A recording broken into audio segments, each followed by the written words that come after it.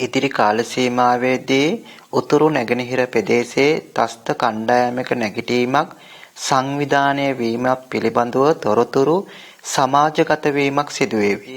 ජාත්‍යන්තර සංවිධානාත්මක අපරාධ කණ්ඩායමක් ලෙස සැලකෙන දාවුඩ් ඉබ්‍රහීම් ඩී ගැංග් සහ හිටපු LTT ක්‍රියාකාරීන් අතර මද්‍රව්‍ය ජාවාරම සඳහා ගිවිසුම් ඇති වී ඇති බව පවසමින් ඉන්දිය බුද්ධ්‍යංශ ඒ සඳහා දැඩි අවධානමක් යොමු කර ඇති බව ඉන්දිය මාධ්‍ය වාර්තා කරන බව.